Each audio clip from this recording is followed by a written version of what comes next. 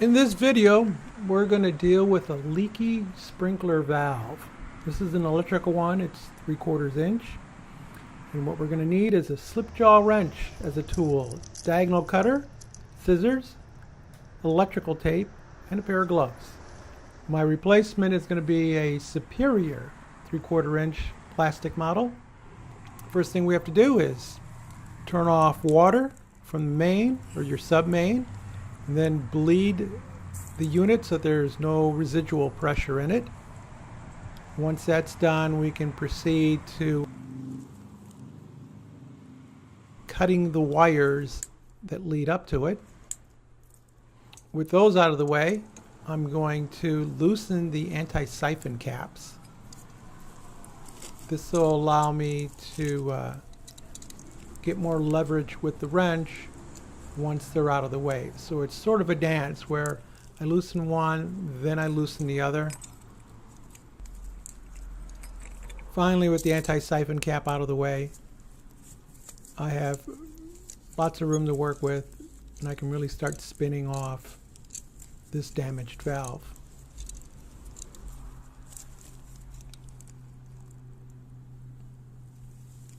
As long as it's open, I check the plunger on the anti-siphon, make sure it's good and there's no damage there.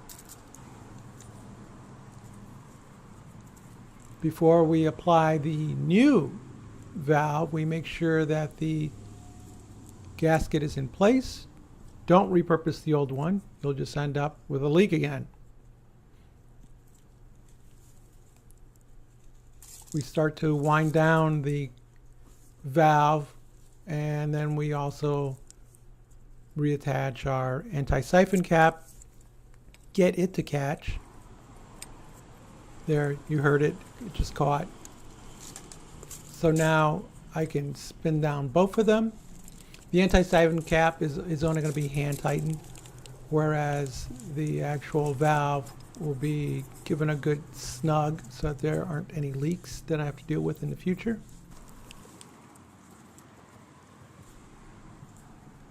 Once they're both in place, I pull the insulation off the two wires. We'll call them wire 1, wire 2. Either can be hot or neutral, so it doesn't matter.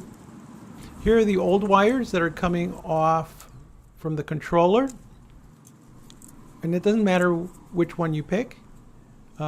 Just grab a wire, take the wire cap off of it, cut off the old end, get some nice clean wire exposed.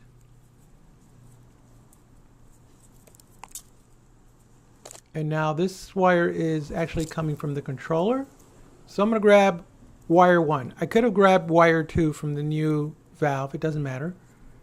And I'm going to twist these two together.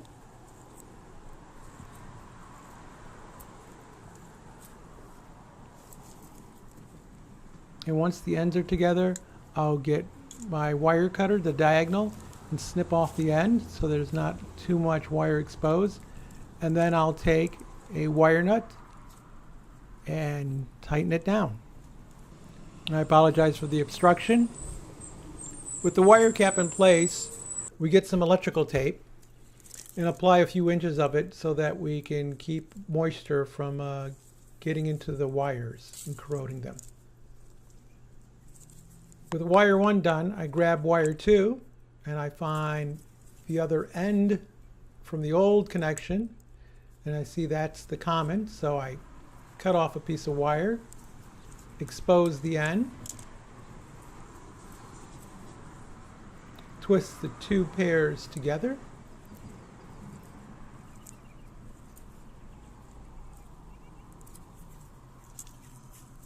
a little too much wire sticking out at the end here, so we're just going to snip that off. And then we're going to take our wire cap and twist that on. Make sure it's not loose and that it doesn't come off.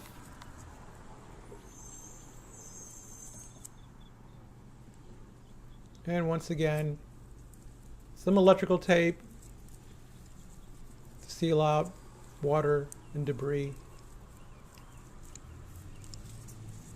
And yes, this kind of looks like a rat's nest behind there, but it just really needs to work. Doesn't need to be pretty.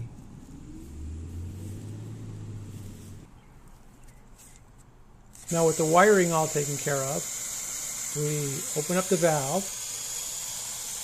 There's a bleeder valve on the valve itself, and we open that up, let the air purge out, and then we close that off. And now this is actually the flow valve on top. So I'm winding that down a bit because I have a little bit too much flow coming out.